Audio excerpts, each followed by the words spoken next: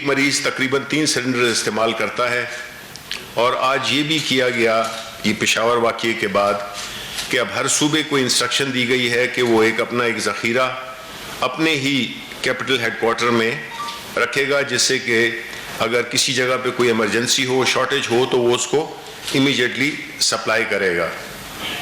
200 ton کی نئی جو فیکٹری ہے اس کی پروڈکشن بھی شروع ہو جائے گی۔ لیکن یہ سارے اقدامات ایک حد تک اس چیز کو کنٹرول کر سکتے ہیں۔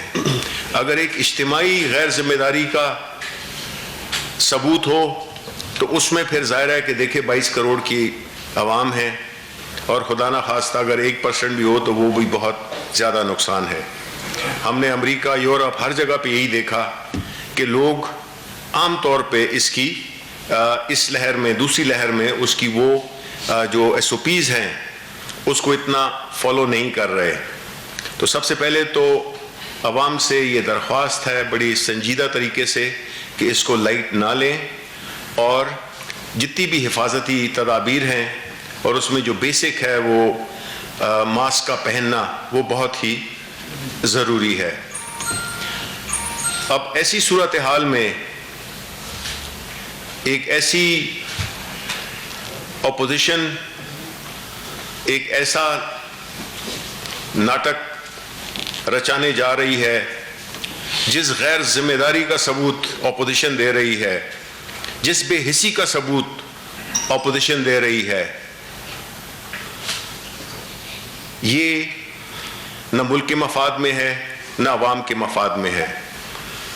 وہ لوگ جو کہ جن کا کہ کوئی ایجنڈا نہیں ہے، عوام کے لیے کچھ بھی نہیں ہے، اور یہ وہی لوگ ہیں جو کہ پچھلے 11 سال سے مسلسل حکمرانی کر رہے تھے، اور آج جب کہ نتائج ان کی مرضی کے نہیں ہوئے، جب الیکشن وہ ہار گئے، تو ایک بڑے ہی غیر منطقی طور پر 2 سال تک خاموش رہے، اور اب ان کو خیال آیا کہ جی الیکشن میں دھاندلی ہوئی تھی، جبکہ سب جتنے بھی انٹرنیشنل ادارے ہیں انہوں نے یہ ثابت کیا ہے کہ جو 2018 کے الیکشنز تھے وہ 2013 سے بہت بہتر تھے، اور اس میں پرابلم صرف یہ ہوا کہ دیکھیں جی جو الیکشنز ہیں اور ان کے نتائج وہ کسی کی مرضی یا منشا کے مطابق نہیں ہو سکتے۔ جس طرح کے ججز کہ جو فیصلے آپ کے فیور میں ہوں وہ ٹھیک ہیں، اور جو آپ کے خلاف ہوں وہ ٹھیک نہیں ہے۔ اپوزیشن چیزوں کو اپنی مرضی کے مطابق دیکھنا چاہتی ہے، وہ دیکھنا یہ چاہتی ہے کہ اگر فضل الرحمان الیکشن ہار جائے تو وہ الیکشن دھاندلی زدہ تھا، اور ان کا بیٹا الیکشن جیت جائے تو وہ الیکشن ٹھیک تھا۔ شاید خاقان عباسی اپنی آبائی سیٹ ہار جائیں اور جا کے کہیں اور سے الیکشن لڑیں، وہ جیت جائیں تو وہ ٹھیک تھا، اور جو ہار گئے تو وہ دھاندلی تھی۔ اسی طرح سندھ حکومت جہاں پہ کہ ان کی حکومت ہے تو وہ الیکشن ٹھیک تھے، باقی الیکشن ٹھیک نہیں تھے۔ اس طرح کا ایک غیر ذمہ دارانہ، غیر سنجیدہ، امیچور، نابالغی کا ثبوت جو کہ اپوزیشن دے رہی ہے، اس سے ایک بات ظاہر ہوتی ہے۔ آپ تقریریں ان کی سن لیں، ان کے ڈیمانڈ سن لیں۔ تقریروں میں یہ کہتے ہیں کہ اس حکومت کو گھر بھیجنا ہے۔ اپوزیشن وہ ہوتی ہے جو کہ جمہوریت کے جتنے بھی تقاضے ہیں اس کو پورا کرتے ہوئے وہ اپنی حکمت عملی بناتی ہے۔ اب آپ بتائیں کہ اپوزیشن والے ہوتے کون ہیں جو کہ کہیں کہ جی اس حکومت کو گھر جانا چاہیے؟ اس لیے کہ جو آپ کے لوٹ مار کا دور تھا وہ ختم ہوا، اس لیے کہ آپ نے جس طرح اس ملک کے اداروں کو مفلوج کیا، جس طرح کہ آپ نے اپنی منمانی سے لوگ اپنے اداروں کے سربراہ لگائے، ایک ایسے ماحول کو، ایک ایسے کلچر کو فروغ دیا جس میں کہ لوگوں کی عزت پیسے کی بنیاد پہ ہوتی تھی، ایک ایسا کلچر فروغ دیا جس میں کہ آپ نے قبضہ گروپ، قبضہ مافیا کو فروغ دیا. آج بھی جو آپ کے جلسے جدھر ہو رہے ہیں آپ سب جانتے ہیں کہ وہ لوگ کون ہیں. یہ نہیں چاہتے کہ وہ ایک ایسا پاکستان ایک ایسے دور میں داخل ہو جس میں کہ اداروں کا تقدس ہو, ادارے اپنے پاؤں پہ کھڑے ہوں اور ایک لیول پلینگ فیلڈ ہو جس میں کہ ہر آدمی کمپیٹ کر سکے. آپ نے دیکھا ہوگا کہ انہی پالیسیز کی وجہ سے, انہی اپوزیشن پارٹیز کی جو دوران حکومت, ان کی جو حکومت میں یہ رہے, انہوں نے اقروا پروری, سفارش, رشوت کی بنیاد پر نوکریاں دیں, جس کی وجہ سے جو لائق لوگ تھے, انٹیلیجنٹ لوگ تھے, جن کے پاس یہ چیزیں نہیں تھیں, انہوں نے ملک کو چھوڑ دیا. ایک میسو قسم کا, ایک بڑی سطح کا برین ڈرین ہوا. یعنی وہ لوگ جو کہ اس ملک کی خدمت کر سکتے تھے, لائق لوگ تھے, اہل لوگ تھے, وہ جا کے اپنی خدمات دوسرے ملکوں میں دے رہے ہیں. اور جب آپ ڈھونڈنے جائیں یہاں پہ ملک میں تو آپ کو کئی اداروں کے لیے لوگ ملتے نہیں ہیں جو کہ اہل ہوں اس کے, جو کہ وہ کام کر سکیں. غرض انہوں نے ہر وہ چیز کی ہے جو اس ملک کو پیچھے لے جا سکے. اور یہ واحد سچویشن ہے جس میں کہ ان کے کاروباروں کو فروغ ملا اور ملک جو ہے وہ غریب سے غریب تر ہوتا گیا. جس حالت میں انہوں نے اکانومی چھوڑی, جس سطحی انداز میں یہ چیزیں کرتے تھے, جو اچھی چیزیں ہوتی تھیں, مصنوعی چیزیں ہوتی تھیں, وہ دکھاوے کے لیے تھیں, اور جو مشکل چیزیں تھے, مشکل فیصلے تھے, وہ قالین کے نیچے رکھ دیتے تھے. نتیجتاً جب ہماری حکومت آئی تو ہم نے یہ تلخ فیصلے کیے, اس کی ہمیں ایک سیاسی قیمت بھی اٹھانا پڑ رہی ہے.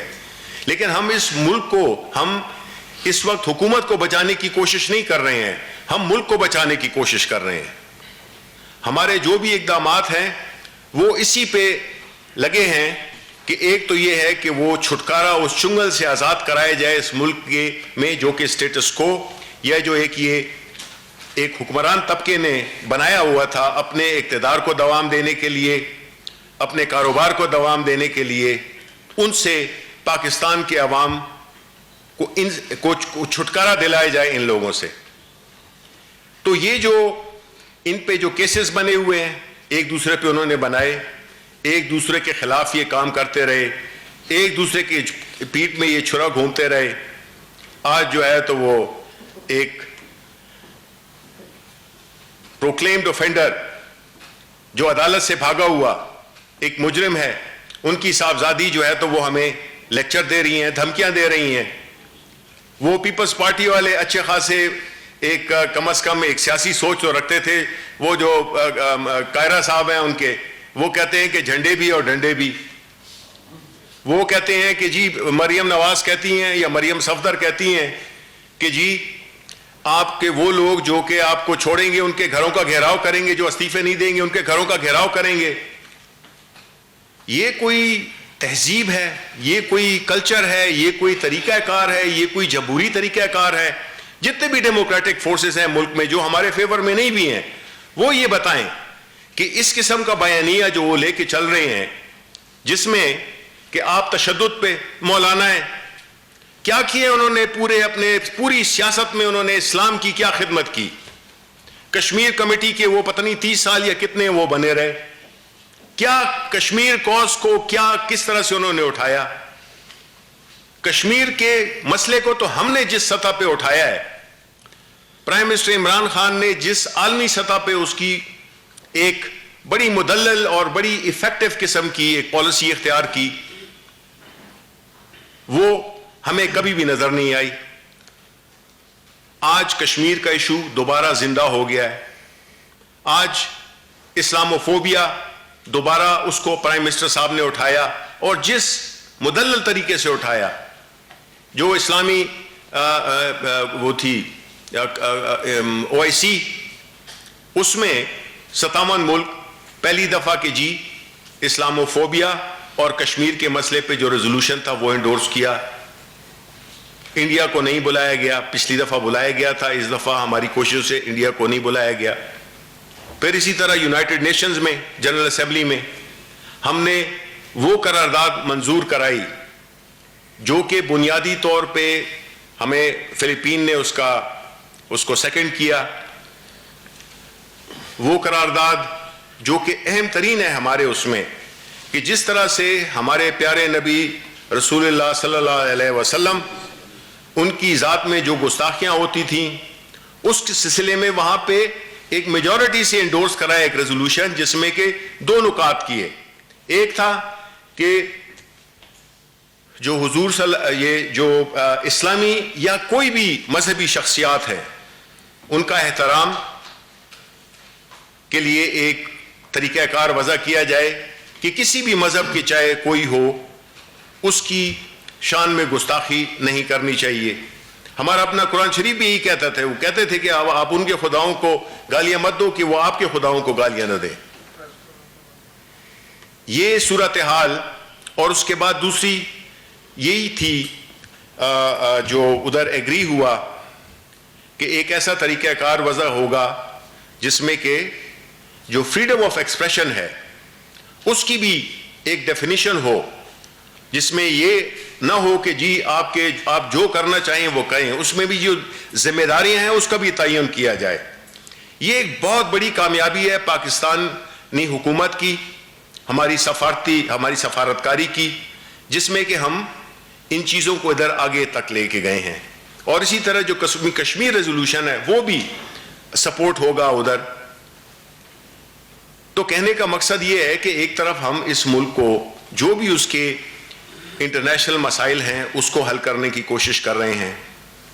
اکانومی بڑی مشکلوں سے اپنے قدموں پہ کھڑی ہوئی ہے, مہنگائی کم ہوئی ہے, چینی کی قیمت کم ہوئی ہے, آٹے کی قیمت بھی کم ہو رہی ہے اور بھی کم ہوتی ہے اگر سندھ والے اگر اپنی گندم کی ریلیز کرتے. ہمارے جو اکنامک انڈیکیٹرز ہیں ان میں بہت بہتری آئی ہے.